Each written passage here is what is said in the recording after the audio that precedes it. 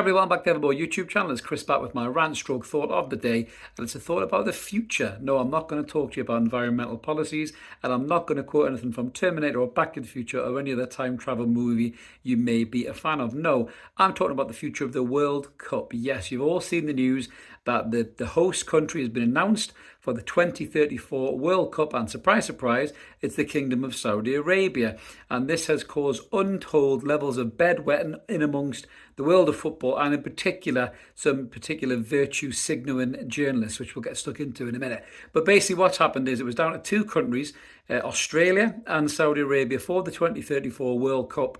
And for some reason, Australia pulled out, so that has left the way for the single bid that was from Saudi Arabia, and they have been successful in the bid, and they have won the rights for the World Cup in 2034. Now, what are the problems with this? The problems are exactly the same problems as you had when it was awarded to Qatar.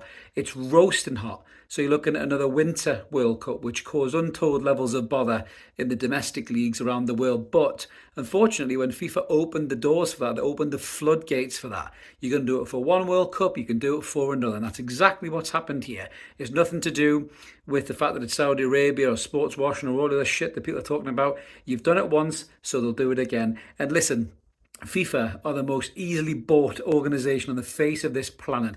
It may not be Sepp Blatter in the chair anymore, but Infantino is just as crooked and bent as he is as well. He's come through that whole rotten society of FIFA and corrupt institution, and they always give it to the highest bidder, you know. And it just so happens that Saudi Arabia is dripping with wealth, which is why they've won this World Cup. There's no doubt about that at all. I don't begrudge anybody saying that this is a decision based on finance probably rather than football logic. You're totally right, it probably is, and it's exactly the same as it was in Qatar when they were awarded as well. But that's why I'm not surprised, but I don't know why people are so surprised that Saudi Arabia have won the World Cup. You know, it has been, you know, journalists talking about it, you know, being quite sensible about it, saying obviously, you know, the Winter World Cup, it causes carnage to the domestic league and everything else, and and not to mention the safety and well-being of the players, particularly from Europe and cooler climates, playing in those conditions. But then they'll go and build huge, big air-conditioned arenas like they did do in Qatar.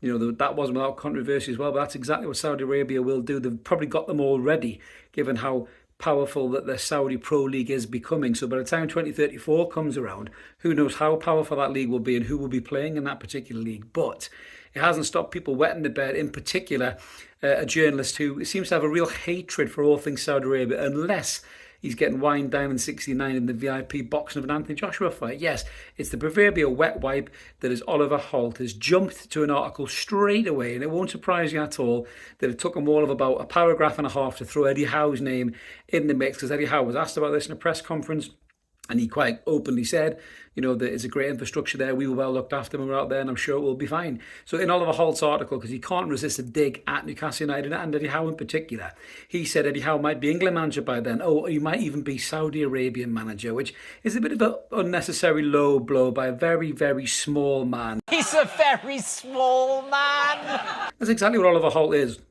You know, he sits there and he whinges about, you know, Saudi Arabian sports washing and everything else. But as I said, he's a hypocrite, because he goes over and watches the boxing and then writes, you know, poetry about it all over Twitter, you know. And he's been attacking Newcastle and, you know, in particular players. He attacked Sandro Tonali, that he was rightly called out for by Newcastle fans. He's just a very small man. But listen, he will be at the World Cup. If you've got that big of a problem with Oliver Holt, don't fucking go to the World Cup. But I bet you he does. He'll go there, flying business class from the Daily Mail, and he'll be in the stadiums, in the posh seats, in the directors' boxes, and the press boxes, you know, drinking the finest drink and eating the finest food for the length of the World Cup, and he won't say a fucking word about it. So let's just wait and see what happens when that World Cup happens, if Oliver Holt is partaking in all the hospitality, because I bet you the little shit weasel is.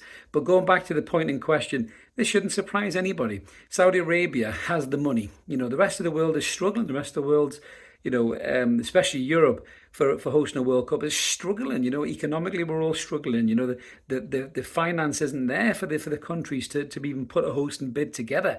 You know, to do the stadiums that they need to do, to create the infrastructures, to probably build the new hotels.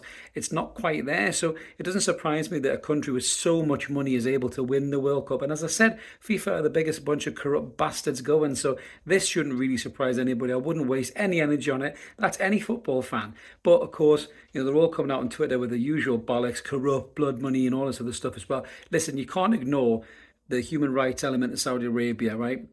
And, I don't look into it in a great deal of detail, I've got to admit. I leave that for politicians and other people to look at who don't get anywhere near the level of shit that football fans do in terms of where their moral compass goes to. But, they're not going to win any human rights records anytime soon, that's for damn sure. But, are they in a strong enough position financially, and kind of economically to win a World Cup and host a World Cup? 100% they are.